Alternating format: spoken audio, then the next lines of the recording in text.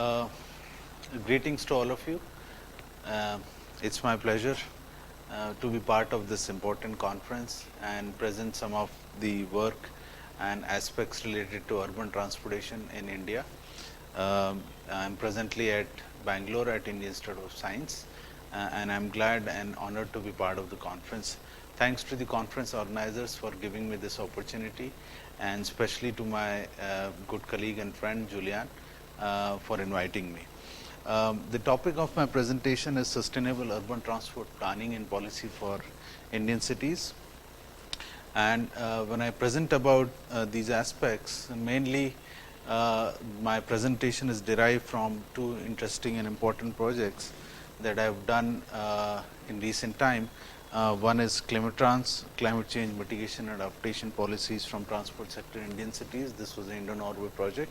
And another one, which was the Indo-UK collaboration on health impact of transport. Coming to the first part of the presentation, mainly derived from the Climatrans project, we'll talk about sustainable transport measures for livable Indian cities. And this was a collaborative work that we did together with multiple institutions in India as well as in Norway.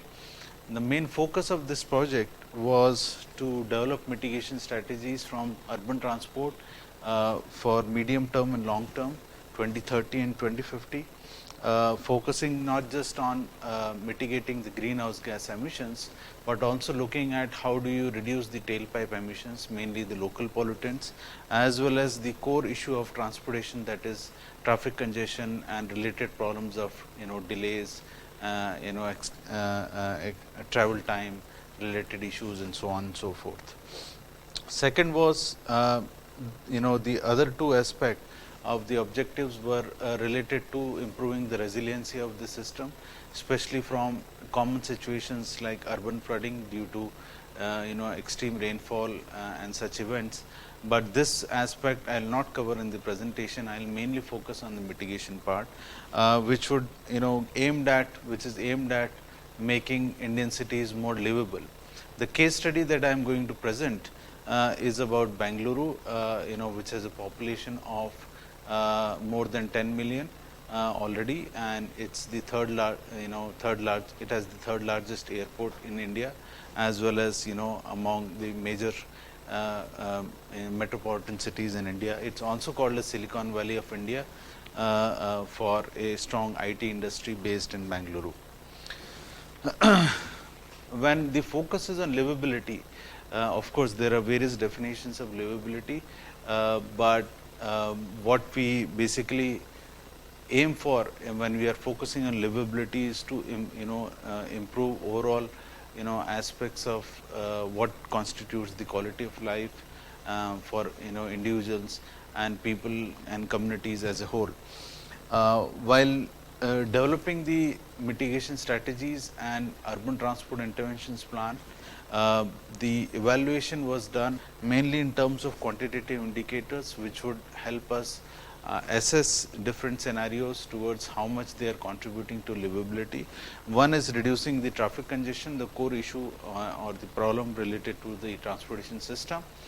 But here it's not just the traditional volume to capacity ratio approach, but mainly to reduce and minimize the total vehicle kilometers traveled or vehicle miles traveled by motorized modes, which then also would help us reduce the exhaust emissions, tailpipe emissions from motorized vehicles, mainly PM 2.5, carbon monoxide, NOx, hydrocarbon, etc.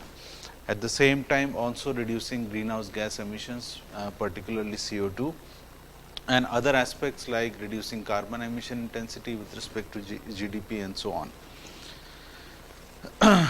Now, as a background, one thing we have to understand the contextual aspect of Indian cities is the present trend of developments and the increase in demand and the way transport interventions have been thought of in last 1 or 2 decades in Indian cities.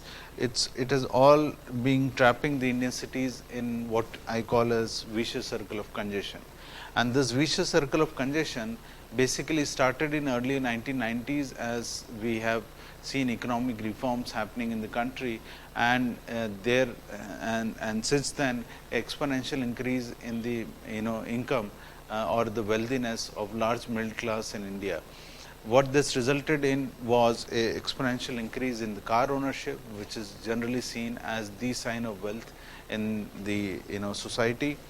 But suddenly you saw much more demand on the existing road infrastructure, especially of demand of using personal vehicles like cars, which the road infrastructure in most of the Indian cities was never geared for.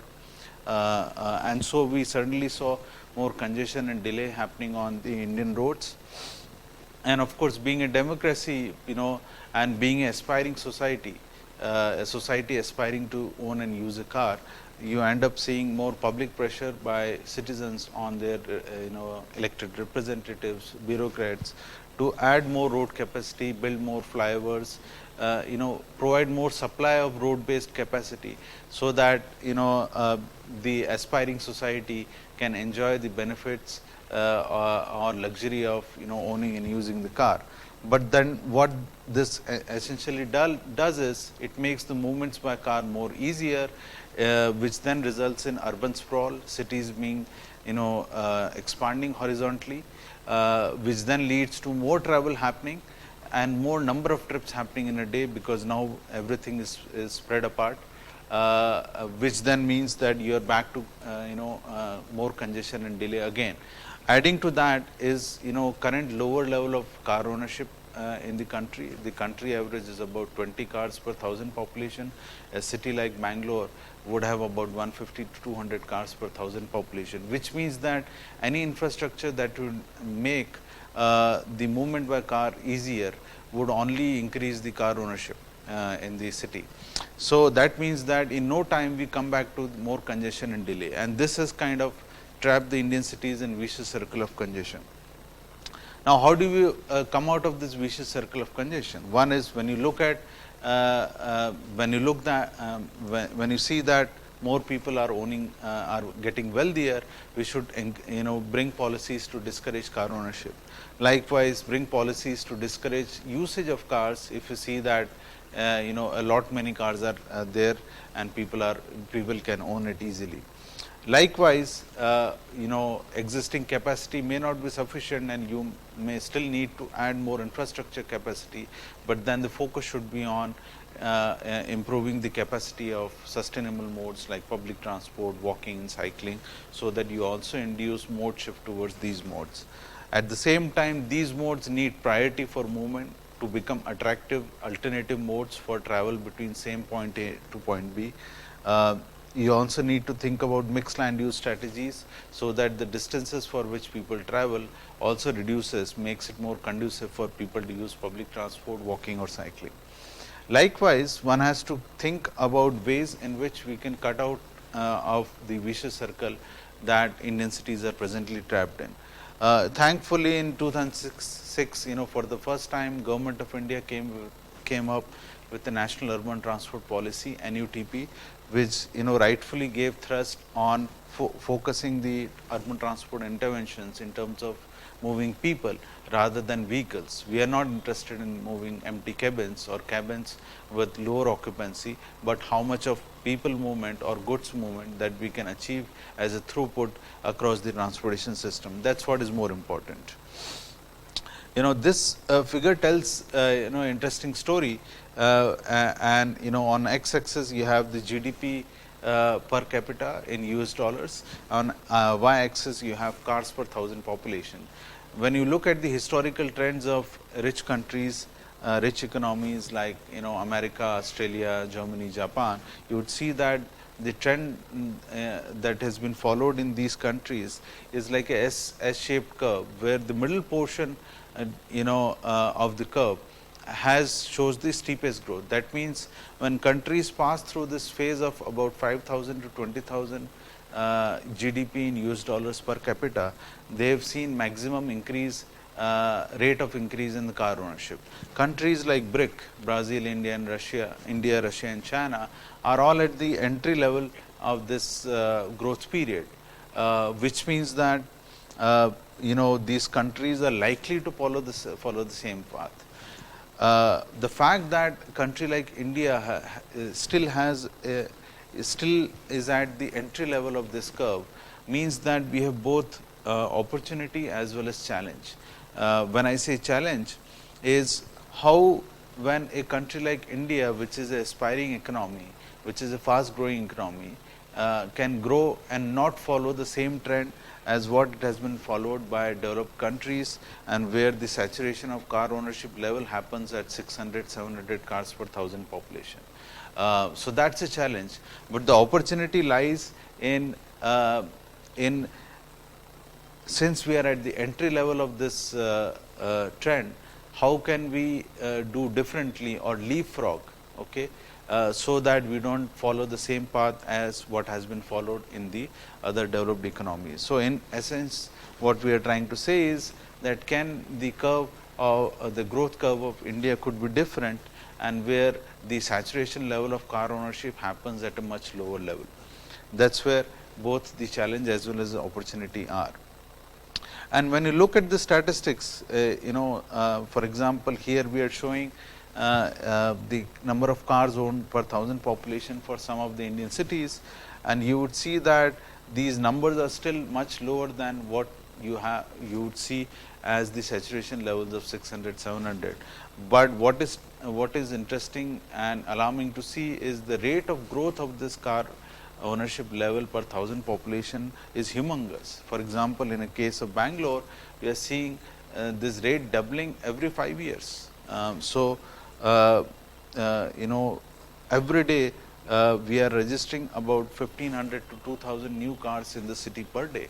With this rate of growth, any road based infrastructure would always will be insufficient in meeting the demand. When you look at how much of public transport supply we have in some of the key Indian cities, especially in terms of the public transport system which runs on exclusive right of way, whether it is metro rail, light rail or a suburban train systems. And when you look at this figure in terms of the length of this public transport system in meters per thousand population, you would see that these values for Indian cities are very, very low as compared to, say, for example, Berlin or Tokyo, where it is 92 or 140 meter per thousand population, where a city like Bangalore is hardly 0.8 meter per thousand population. So, which means that the supply of public transport itself is much lower than what it should be for Indian cities. This table tells us a interesting story for few of these cities that I am showing in the table, and bus versus metro modes. What we interestingly see from this figure is that while the supply of the transport system in terms of vehicle kilometers traveled is much higher for buses, but in terms of usage in passenger kilometer traveled, the usage of metro is much higher, especially in the case of Delhi, where you can see these figures changing substantially or swapping each other when it is vehicle kilometers versus passenger kilometers, which means that if you provide a exclusive right of way public transport system, people tend to use it more and for longer distances. So, one has to focus on increasing the supply of public transport system which has priority or which has exclusive right of way to make it an attractive mode option for people to travel. Likewise, the NMT infrastructure, that is infrastructure for walking and cycling, is also at a very infancy level when you look at the Indian cities, and I am comparing some of the Chinese cities here which have really done much more than what Indian cities have been able to do so far.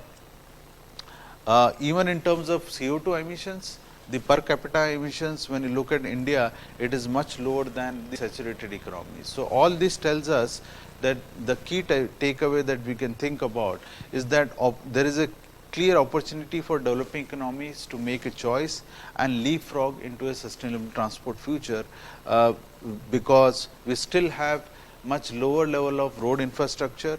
much lower level of public transport and NMT infrastructure. So, we are still in an infrastructure development phase, and if we can focus more on the sustainable modes infrastructure, then we will do much better and leapfrog rather than trying to follow the same trend and same path. So, a right set of policy planning and infrastructure interventions can help us achieve the sustainable mobility future goal quite easily. And there are advantages of being a late entrant to the car club. When I say car club, it's mainly in terms of the per capita car ownership, which is much lower, as I mentioned earlier in India. That means that we have a opportunity of looking at various other countries where different kinds of transport systems have been focused on and learn from them. For example, US has gone highway, exclusive freeways and highways. Amsterdam has focused on cycling. Bogota has focused on BRTS, and there are various metro systems at different levels running in European cities and many other places. So, it becomes an opportunity for us to learn from what worked, what didn't work, what went extreme, and so to decide what is optimum and best for us, rather than trying to repeat the same mistakes or going the same extreme way that other countries have gone. So, these are some of the key takeaways.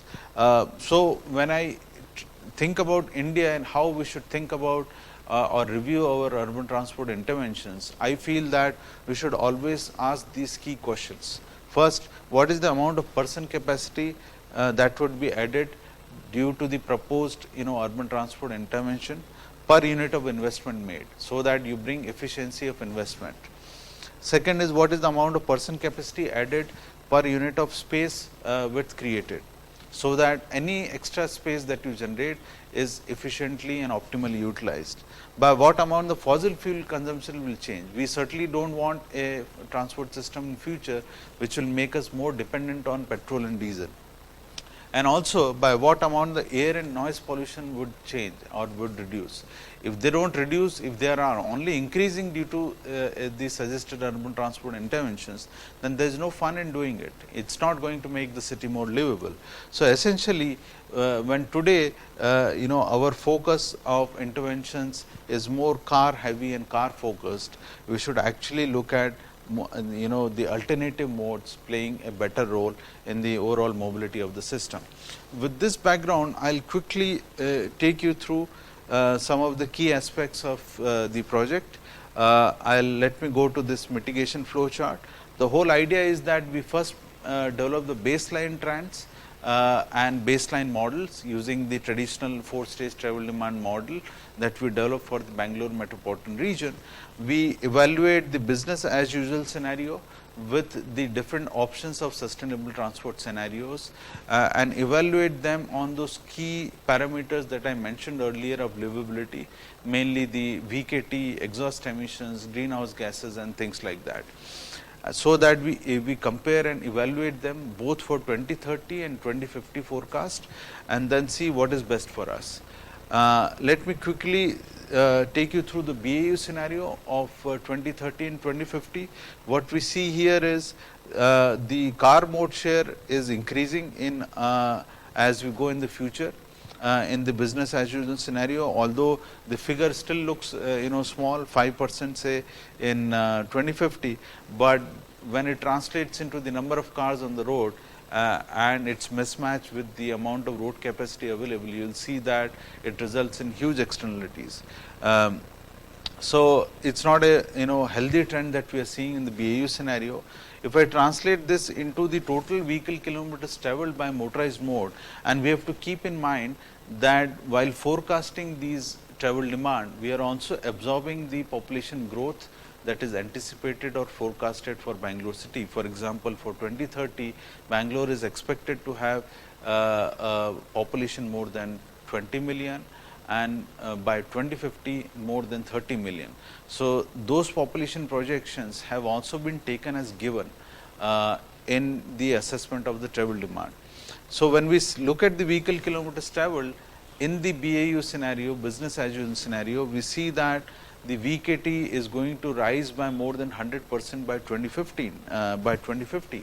more than 50% by 2030. This is an alarming situation, and you would see even in terms of V by C, as you look at the darker links in the network, one can realize that the links would get extremely congested. If I translate this into the emissions, it even looks more alarming in the sense that you have, for example, carbon emissions increasing by more than 2000%, PM increasing by more than 100%, and likewise, huge increase in the other pollutants. So, if you sum up in terms of those livability parameters, we can clearly say that business as usual is not sufficient. It is not going to make the city more livable. So, something has to be done. For that, we then think about different sustainable transport scenarios, and to do that, we first listed possible interventions under different verticals like planning instrument, for example, increasing the network coverage of public transport, walking and cycling infrastructure, park and ride facilities, and so on. Then regulatory and economic instruments like congestion pricing, pay and park, increase in fuel cost, more taxes on vehicles with high emissions and things like that. Likewise, we listed different possible interventions even in information and technology, for example, low emission vehicles like electric vehicles. From that, basing ourselves on two principles. One is how do we come out of the vicious circle of congestion that the Indian cities are trapped, and second is how do we achieve this push and pull effect, which is mainly pushing people out of the modes that we want to discourage and pull them towards the modes that we want to encourage. So, with this philosophy and extensive stakeholder consultation through a Delphi method, we came out with 4 different bundles of urban transport interventions, thinking of bundles as a whole and trying to implement and evaluate the bundle as a whole. And each of these 4 bundles have different flavor. For example, first bundle is a good combination of planning and regulatory instrument, where we are talking about increasing network coverage of public transport, cycling and walking infrastructure, at the same time adding additional tax on purchasing vehicle. Bundle 3 is a more comprehensive set, where we are incorporating planning instrument, regulatory and economic instrument. For example, we are not just talking about increasing the public transport and walking cycling infrastructure, but we are also talking about defining car restricted roads, introducing congestion pricing, park and ride system, and mixed land use policy, especially along the high transport and high density corridors. Fourth bundle is even more extensive, where it takes all the policies that are there in bundle 3 and additionally incorporating a policy of all buses and cars running on electricity by 2030. So, what we did was we first created a implementation plan of each of these interventions in these bundles for the case of Bangalore. Based on our geospatial understanding, based on the baseline and forecasted BAU trends, and arriving at, for example, when you talk about increasing network coverage of public transport, where and how much of network I need to add in this scenario. Likewise, where do I define the car restricted roads? So, you can see we identified 5 different roads, locations in the city to implement this policy in the simulation framework.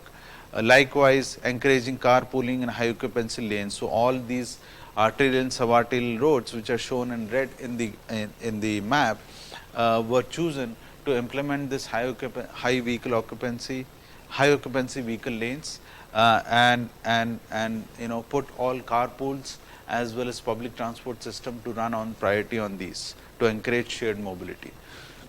So, likewise, we created the implementation plan for each of these policies and then evaluated them together in each of the bundle. Okay. The whole idea is there is no single magic bullet or silver bullet. You need a combination of these measures to make the right impact, and sometimes 2 plus 2 is not 4, it could be 5. That is what the whole idea of putting them as bundles. So, when you first look at whether we achieve a push and pull effect, you look at bundle 1 and the impact it has on the mode share. One bar is the BAU and the other orange bar is the bundle 1, and you would see that we are able to increase both in 2050 and 2030 and 2050 the mode share of bus and metro, the public transport as well as cycling and walking, and we are able to reduce the mode share of cars, personal two-wheelers and three-wheeled auto rickshaws. So, we are certainly able to achieve a push and pull effect. The question is which bundle gives us maximum push and pull effect. Likewise, we see bundle 2 similar effect. Bundle 3 gives us maximum impact in terms of achieving this push and pull, where for example, for 2050 you can see we are able to reduce the car mode share from 5.1 to 1.8 and increase the public transport and walking cycling mode share to almost 85% due to the introduction of bundle 3. Bundle 4 scenario, since it only has all cars and buses on electricity, we have neglected their impact on mode share. So, that means bundle 3 and bundle 4 impact is same. When we translate this into how it looks in terms of total vehicle kilometers traveled in 2030 and 2050, we see that compared to BAU, we are able to get a maximum saving of about 3 to 4.7% reduction in the total vehicle kilometers. And keep in mind, this is despite the fact that the population of Bangalore is expected to increase from 10 to 20 to 30 million people. In spite of that, we are achieving a reduction in the vehicle kilometers traveled in bundle 3 scenario. Let us see how this looks in terms of emissions. So, for that we our partner from IIT Bombay forecasted the emission factors for different pollutants as I listed here, but at the same time also taking into account the source of production of electricity, whether it is renewable or non-renewable, and 4 different scenarios of what is the ratio in future of electricity being produced from renewable as well as non-renewable. And within these 4 scenarios, scenario 2 is one extreme of 100% non-renewable electricity production, and scenario 4 is another extreme of 100% electricity production on renewable, and in between you have in scenario 1 74-26 and in scenario 3 50-50. So, we took these 4 scenarios of electricity production as well as 4 bundles, policy bundles that we have, making 16 combinations. So, based on this, our partner in IIT Bombay, they forecasted the emission factors not just for conventional vehicles for base year as well as future years 2030 and 2050, but also for electric vehicles in these 4 different scenarios of electricity production. For example, I am showing here scenario 4, which is 100% renewable. But one has to keep in mind that even in the renewable sources, they are not completely clean. While you may have 0 CO2 emissions, carbon emissions, but you still have substantial emissions of PM and NOx. So, the question lies how clean the renewable sources also are. For example, if it is based on solar or wind, then it is 100% clean. So, one also has to keep that in mind. So, likewise we came up with the emission factors in all the 4 scenarios of electricity productions, and what we essentially do is we factor the estimated vehicle kilometers traveled mode wise with the emission factors of the corresponding mode to estimate the total tailpipe emissions. And let me quickly run in the interest of the time through some of the results. For example, here you would see the CO carbon monoxide emissions for all the 16 possible combinations of bundle and the electricity production scenario, and the last bar on the right being the business as usual. And you can see that the maximum potential mitigation potential for carbon monoxide is about 65% in total in the upper graph, and about 25% in the lower graph in terms of per capita carbon monoxide emissions. Likewise, this is for 2050. Likewise, if you see for CO2 emissions, we can achieve a 98% mitigation potential in total, and even 56% mitigation potential in terms of per capita, and that is a huge mitigation that we can achieve if we are able to implement bundle 4 along with 100% electricity production in scenario 4. Of course, the idea is not to say that have everything on 100%. The whole idea of this kind of result is to show if you achieve 100% renewable and you are able to introduce policies like what we have in bundle 4, this is the maximum mitigation potential that we have to achieve. This is 2050 for carbon dioxide. Likewise, if you see and look at PM 2.5, which is the biggest health hazard to everyone, we have a 72% mitigation potential. So, if I sum up in terms of the best scenario of bundle 4 and 100% electricity on renewable, this is the maximum mitigation potential that we can achieve for each of the pollutants. And this basically demonstrates how Indian cities can develop sustainable transport measures and improve the livability of Indian cities. I will quickly run through in just 5 minutes the other part of my presentation, which was on health impact of transport. It's important because once you have estimated the tailpipe emissions, the next thing to see is how people are exposed to these pollutants and how much it is impacting the health of people. I will not take much time on this in the interest of time, but basically showcasing, and this was a Indo-UK project where we are working and collaborating with health experts. We took 3 pathways in this project. One is the exposure to pollutants for different road users, the other is the road traffic injuries, and third is the impact of using active modes of transport like walking and cycling. And of course, it's important to understand these exposures to pollutants because it's like a slow poison. It's a slow poison as the effects are not observed immediately. You keep inhaling it, you keep getting exposed to it without realizing what is the impact. But when it will actually hit your health, you would be already at the point of no return. So, it's important to understand these causal effect between the urban transport interventions and the health impact on different road users and account for them in your mitigation potential. So, we are still working on these aspects. For example, we have now developed sectoral source apportionment from different sectors to the concentration of pollutants in different areas of the city, and typically 40 to 45% of the emissions of the pollutants are sourced to transportation, urban transportation in a city like Bangalore. And we are now trying to convert this using a air dispersion model to exposure levels to different road users at different times and different places, which will then help us estimate directly what would be the health impact in terms of mortalities and also in terms of other life threatening diseases.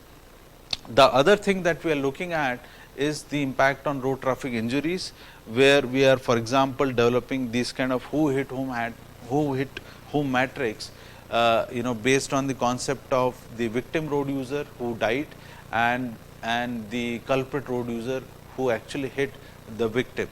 And this is based on the complete police records for different years for whole Bangalore metropolitan region, where we have extracted from each of the FIR the required information to develop these kind of who hit whom matrix.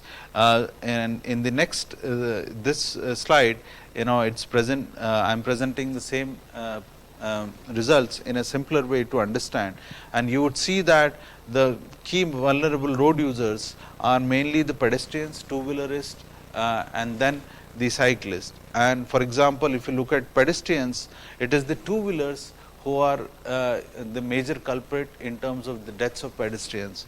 And when you look at the two-wheelerist, it is the heavy vehicles which are the major culprits for their deaths. So, this gives us a very good insight, and using this kind of data and a framework of risk-based method for modeling traffic fatalities, what we have done is we have tried different scenarios of how, if you have high share of buses or high share of two-wheelers or high share of cars in the city, how this would have impact on the fatalities. So, when you look at those results, we see that in high two-wheeler scenario, we see maximum fatalities happening in the city, and also with high car scenario, and with high bus scenario. That means if you are able to shift higher mode share, not just in terms of the percentage of trips, but the total passenger kilometers traveled on buses, you see maximum reduction